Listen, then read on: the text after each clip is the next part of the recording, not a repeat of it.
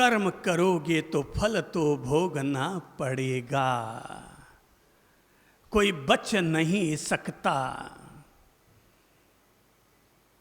महापुरुष भी नहीं बच पाए तो अपन तो हैं ही किस बाग की मूली। सोचो, याद दिलाता हूं आपको, कर्म कैसे बांधता है व्यक्ति, कर्म कैसे उदय में आता है और कर्म अपना परिणाम कैसे देता है। याद कीजिए प्रथम तीर्थंकर भगवान ऋषभदेव को, जिन्होंने वर्षी तप किया था। और वर्षी तप की स्मृति में आज भी देश में हर वर्ष हजारों लोग वर्षी तप करते हैं। पर कोई ये जानता है कि नहीं कि ऋषभदेव जी ने वर्षी तप किया नहीं। उन्होंने अभी निष्क्रमण कर लिया था, परम दीक्षा धारण कर ली थी। और जब भी कोई तीर्थंकर दीक्षा धारण करता है तो जब तक केवल ज्ञान प्राप्त नहीं हो जाता तब तक वो मौन व्रत ग्रहण कर लेता है। तो उनके बेला तेला था और अपना पारणा करने के लिए वो लोगों के घरों में जाते। पर अब वो पहले राजा थे, अब राजा भले संत बन गए तो क्या हुआ। हाँ, अपने घर पर अगर आएंगे तो अपन उस संत बने हुए महाराजाधिराज को क्या देंगे। अपने पास जो भी कीमती से कीमती ज्यादा चीज होगी, भाई हमारे महाराजाधिराज आए तो क्या देंगे उनको। तो किसी ने हीरे दिए, किसी ने मोती दिए, कोई हाथी दे रहा था, कोई घोड़ा दे रहा था, कोई अपनी कन्या समर्पित कर रहा था। पर वो तो आहार के लिए निकले थे, वो अपने मुंह से बोल नहीं रहे थे कि मैं किसके लिए निकला हूं। सो लोग समर्पित करते, बस केवल हाथ से अभिवादन करके आगे बढ़ जाते। कहते हैं वो इस तरह से पूरे 13 महीने तक निराहार रहे। 13 महीने के बाद श्रेयांश कुमार के द्वारा हस्तिनापुर में उनके 13 महीने की तपस्या की पूर्णाहुति होती है गन्ने के रस के द्वारा। ये घटना तो आप में से कईयों को पता होगी, लेकिन ये जरूर जान लीजिए कि आखिर एक राजाधिराज जो तीर्थंकर थे और संत बने, संन्यास लिया, दीक्षा धारण की, पर उनको 13 महीने तक निराहार क्यों रहना पड़ा। अन्न जल के लिए उन्हें रोज घर घर तक क्यों जाना पड़ा। अब समझो शुरू होती है कर्म की थ्योरी। समझिएगा, 12 घड़ी 13 घड़ी के लिए उन्होंने बैल के मुंह पर छींका बांधा था। समझ लो कपड़ा बांधा था, जाली बांधी थी। कर्म को समझिएगा, इसकी बारीकी को समझिएगा। न्याय की चक्की बड़ी गजब की होती है। कर्म के न्याय की चक्की बड़ी गजब की होती है। उन्होंने खेत में काम कर रहे होंगे, बैल से काम तो खूब करवाया और खुद खाना खाने के लिए घर पर निकल पड़े। खुद ने खाना खाया और सो गए। नींद ऐसी लगी कि शाम को ही सीधी आंख खुली और तब याद आया, अरे रे रे, मैं जब आया था वहां से तो बैल के मुंह पर छींका यानी जाली बांध कर आया था। अरे वो तो मैं भूल ही गया। वापस गए खेत पर, तब तक वो बैल भूखा रहा। 13 घड़ी बीती, तुम 1 पैसा दोगे वो 10 लाख देगा। तुम गरीबों की सुनो वो तुम्हारी सुनेगा।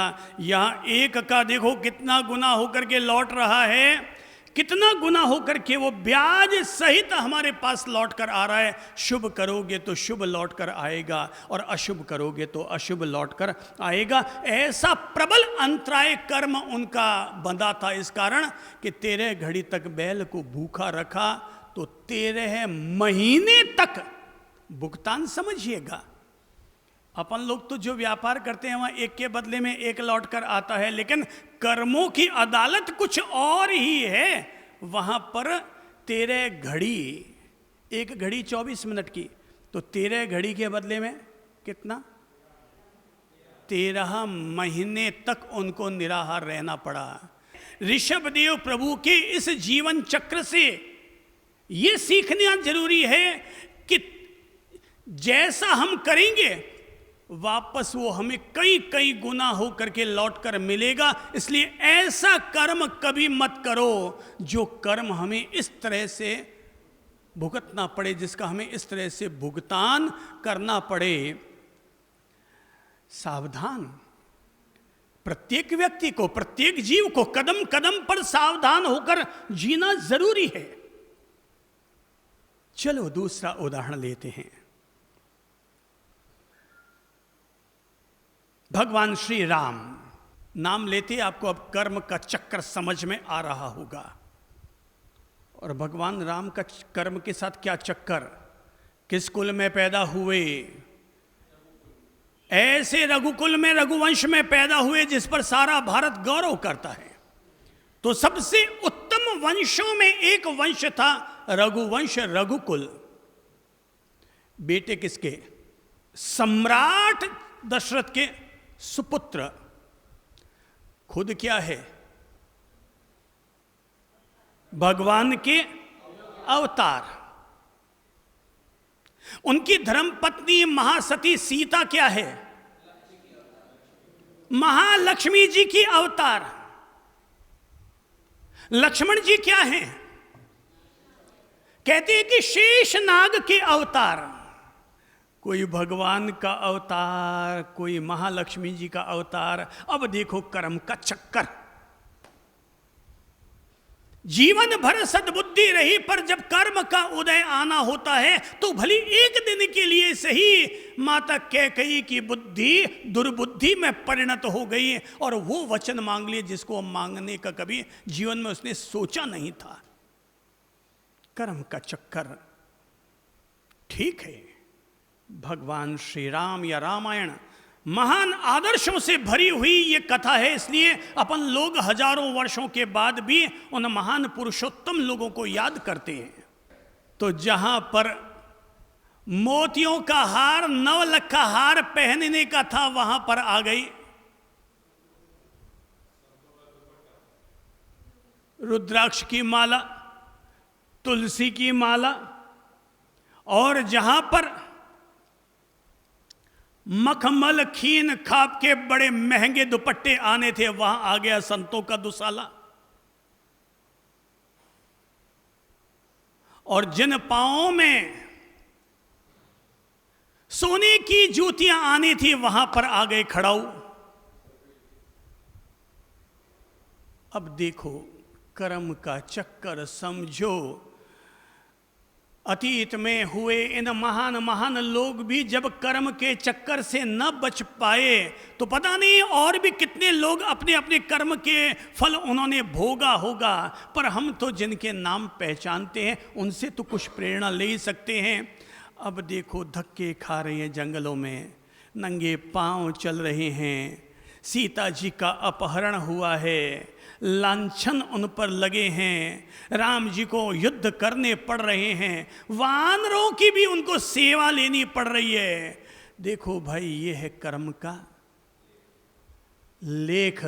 और इसीलिए तो कोई लाख करे चतुराई, कर्म का लेख मिटे नारे भाई। जरा समझो इसकी सच्चाई रे, कर्म का लेख मिटे नहीं भाई रे। अपन लोग वो एक और गीत गाते हैं, कर्मारी रेखा न्यारी न्यारी रे, हैं? एक मायड़ा बेटा चार चारारी रेखा न्यारी न्यारी रे। भाई यही तो है कर्म, ये समझने चाहिए अपन लोगों को। भगवान श्री राम जो इतने इतने महान थे, पर कर्म की चक्की के आगे सबको पराधीन होना पड़ता है। इसलिए कर्म करने में तो व्यक्ति स्वाधीन होता है, पर जब कर्म का फल भोगना पड़ता है तो हर व्यक्ति, चाहे वो अवतार पुरुष भी क्यों ना हो, अपने उन कर्मों के आगे पराधीन हो जाता है। याद करो भगवान महावीर को, याद आ रहा होगा, उनके कान में कीले ठोके गए। मैं इसलिए ये सब बातें कह रहा हूँ क्योंकि मैं अपने जीवन में जिस चीज़ के प्रति सबसे ज़्यादा सजगता रखने का प्रयत्न करता हूँ वो यही है कि मेरे द्वारा ऐसे चिकने कर्म कभी न बंध जाएं जिनको काटना मेरे लिए मुश्किल हो जाए। तो महावीर के कान में कीले ठोके गए, ये तो सबको पता है। अब ये ढूंढो सत्य कि उनके कील ठुकने की नौबत क्यों आई। क्योंकि व्यक्ति स्वयं ही अपने कर्म का उत्तरदायी होता है, व्यक्ति स्वयं ही अपने सुख और दुख का उत्तरदायी होता है। भाई किसी और ने जो ठोका है वो दोषी नहीं है, व्यक्ति का अपना कर्म ही इसका दोषी है। तो ये सत्य समझ लेना चाहिए कि उन्होंने अपने पूर्व भव में जब वो राजा थे तो अपने अंगरक्षकों से कहा था कि संगीत चल रहा है, पर संगीत सुनते सुनते अगर मुझे नींद आ जाए तो संगीत बंद करवा देना। पर जिससे कहा था वो तो खुद ही डांस देखने में मस्त हो गया, और राजा को कब नींद लग गई उसको खुद को भी पता नहीं चल पाया। जब 2 घंटे के बाद नींद खुली तो बोले क्या बात है, मुझे नींद लग गई और अभी तक संगीत चल रहा है।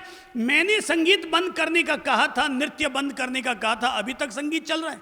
सैया पालक को पकड़ा, तूने बंद नहीं कराया। बोले महाराज माफ कीजिए, मैं संगीत सुनने में इतना मगन हो गया, मुझे इतना कर्ण प्रिय लग रहा था संगीत के, मैं सुनने में इतना मगन हो गया कि मुझे आपकी आज्ञा का ख्याल भी न रह पाया। महाराज माफ कीजिए, क्षमा कीजिए। राजा हुए क्रोधित। क्रोध भी करोगे तो उसका क्या परिणाम आएगा। तीव्र क्रोध का, तीव्र कषाय का क्या परिणाम निकलता है कि उन्होंने अपने उस तीव्र क्रोध के कारण आदेश दिया कि इसने मेरी आज्ञा का उल्लंघन किया है, इसको संगीत बड़ा कर्ण प्रिय लगा, इसके कानों में खौलता हुआ शीशा डलवा दो ताकि फिर ये कभी मेरी आज्ञा का उल्लंघन न करे। उस शैया पालक ने काफ़ी अनुनय विनय की, पर राजाज्ञा के सामने किसकी मिन्नत चलती है। खौलता हुआ शीशा डाल दिया गया, वो तड़फ तड़फ कर मर गया। वो तो मर गया, पर हे जगत के लोगों सीख लो, तीर्थंकर भी अपने कर्म से बच नहीं सकते। महाशक्तिशाली होते हुए भी अपने किए हुए कर्म का उनको सामना तो करना ही पड़ेगा। और वही शीशा लौट कर आया और महावीर के कान में कीले ठोके गए और कई महीनों तक उन्हें उसी कील की पीड़ा का सामना करना पड़ा। सावधान, कर्म भोगने पड़ते हैं। इसलिए महत्वपूर्ण ये नहीं है कि कर्म भोगने पड़ते हैं, महत्वपूर्ण ये समझ है कि हम भविष्य में ऐसे कर्म नहीं करेंगे जिनका मुझे इस तरह से सामना करना पड़े। एक और अंतिम आपको उदाहरण पेश कर देता हूं, स्मरण आ रहा है उनका, और वो है भीष्म पितामह। जब महाभारत का युद्ध पूरा हो जाता है तो पांडव और प्रभु कृष्ण जब वहां पहुंचते हैं तो भीष्म पितामह उनके सामने एक जिज्ञासा रखते हैं। जिन्होंने महाभारत पढ़ रखा हो उनको शायद ये याद आ रहा होगा कि उस समय भीष्म पितामह उनके सामने जिज्ञासा रखते हैं कि भगवान एक बात मुझे समझाइए, मुझे इस तरह से 18 दिन तक बाणों की शैया पर क्यों रहना पड़ा।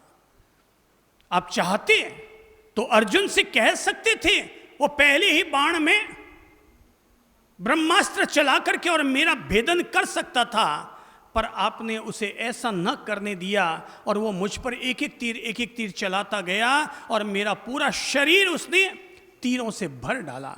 आखिर ये क्या है, मेरे किस कर्म का ये उदय था। समझिएगा। ओह, तब प्रभु कहते हैं, पितामह आंखें बंद कीजिए और उस कर्म के सत्य को समझिए, ताकि आपके मन में रहने वाली बाणों की शैया की पीड़ा समाप्त हो सके। आंखें बंद कीजिए और तब वो आंखें बंद करके देखते हैं कि उनके द्वारा रास्ते में पड़ा था कोई सांप, और उन्होंने अपने तीर से उस सांप को उठाया और उठा करके जंगल की झाड़ियों में फेंक दिया। वो सांप जाकर के गिरा कांटों के पेड़ पर, और उस सांप का पूरा शरीर उन कांटों से छलनी छलनी हो गया। पितामह को आज समझ में आ गया कि मेरे द्वारा किया गया वह अनुचित कर्म आज इस तरह से मेरे पास लौट करके आया है। मैंने किसी और पर कांटे इस तरह से बिंदवाए, और आज अब मेरा शरीर कांटों से नहीं बल्कि तीरों से बिंद करके अब यह मेरा शरीर खत्म हो रहा है। आहा, कर्म का फल तो सबको भोगना पड़ता है। इसलिए आज अगर किसी को लगता है मेरे पास अमुक चीज की कमी, ये हमारे किसी न किसी कर्म का परिणाम। भगवान को गालियां मत दो, भगवान तूने मेरे साथ ये क्यों किया, वो क्यों किया, क्योंकि भगवान भी हम पर वही करता और करवाता है जैसा हमारा कर्म होता है। इसलिए दुनिया में ईश्वर से भी ज्यादा किसी से डरने की जरूरत है तो वो है हमारा कर्म। पाप से डरो, भगवान से मत डरो। करना है तो पुण्य करो, भगवान की भक्ति करना भी अगर पुण्य है तो ये पुण्य जरूर करो, पर कर्म से जरूर सावधान रहो, कर्म के प्रति जरूर सजग रहो कि मुझसे ऐसा कोई कर्म ना हो जाए जो कर्म मुझे भोगते समय बड़ी पीड़ाओं से गुजरना पड़े। मैंने इसीलिए कहा व्यक्ति का अपना कर्म ही उसे दंडित करता है और व्यक्ति का अपना कर्म ही उसे पुरस्कृत करता है। आज अगर कोई व्यक्ति सुखी है तो सुख के बीज भी उसने बोए हैं, और दुखी है तो दुख के बीज भी उसी ने बोए हैं। कोई विकलांग है, कोई नेत्रहीन है, उसने पूरा जन्म में किसी की आंख फोड़ी होगी तो आज उसकी आंख फूटी हुई है। उसने किसी के पांव में लाठी मारी होगी, उसकी टांग तोड़ी होगी तो आज हमारी टांग टूटी हुई है। ज्ञानी हमें इसीलिए प्रेरणा देते हैं, अंधे को भी अंधा मत कहो, लूले को भी लूला मत कहो, बहरे को भी बहरा कह करके उसकी दिल को ठेस मत पहुंचाओ, क्योंकि ऐसा बोला जाने वाला वाक्य हो सकता है हमारे लिए बीजारोपण का काम कर जाए और हमारे पास वैसा ही लौट करके आए। इसलिए अपनी सोच से, अपने शब्द से, अपने व्यवहार से, अपनी क्रियाओं से ऐसा कोई कार्य मत करो जो कार्य हमारे लिए प्रगाढ़ कर्म बंधन का, पाप कर्म के बंधन का निमित्त बन जाए।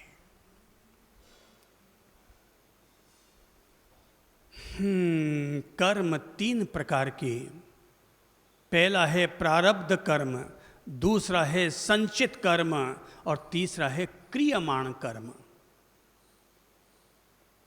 याद करो, नंबर 1 प्रारब्ध कर्म, दूसरा है संचित कर्म और तीसरा है क्रियमाण कर्म। कर्म की एक और व्याख्या करते हुए इसके 8 भेद किए जाते हैं। पहला है ज्ञानावर्ण कर्म, दूसरा है दर्शनावर्ण कर्म, तीसरा है मोहनीय कर्म, चौथा है वेदनीय कर्म, पांचवा है नाम कर्म, छठा है गोत्र कर्म, सातवां है अंतराय कर्म, आठवां है आयुष्य कर्म। पर मोटे तौर पर अपन समझ लेते हैं, पहला है प्रारब्ध कर्म, वो कर्म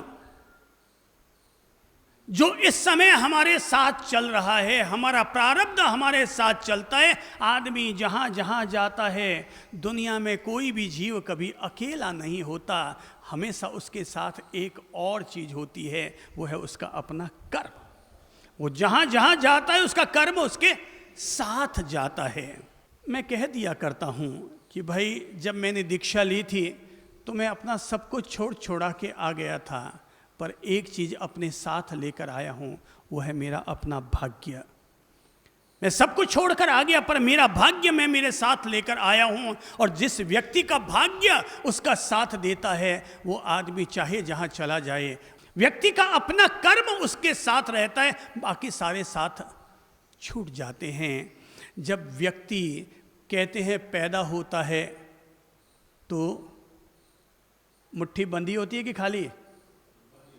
हाँ, जब पैदा होता है तो बच्चा जब पैदा होता है तो उसकी मुट्ठी बंधी हुई होती है, और जब डोकरा जाता है तो मुट्ठी खाली होती है। प्रकृति ने क्या व्यवस्था कर रखी है, वहाँ पर पैदा हुए तो बांध कर लाए थे पोटली, और जब जा रहे हैं तो खाली हाथ जा रहे हैं। इसीलिए सिकंदर ने मरने से पहले कहा था इतिहासकारों से, लिख दो, इतिहास में लिख दो कि सिकंदर जो सारे विश्व को जीतने के लिए निकला था, लेकिन भारत जब आया तो उसे समझ आ गई कि आदमी अकेला आता है और अकेला ही जाता है। और जब वो पुरुष से लड़ाई करके वापस जब लौट रहा था, तो लौटते समय बीमार हो गया रेगिस्तान में, अफगानिस्तान के रेगिस्तानों में वो धक्के खा रहा था, उसको पानी भी नहीं मिल पाया पीने के लिए, वो बेहोश हो गया, वो वहाँ पर बीमार पड़ गया था, आगे न बढ़ पाया।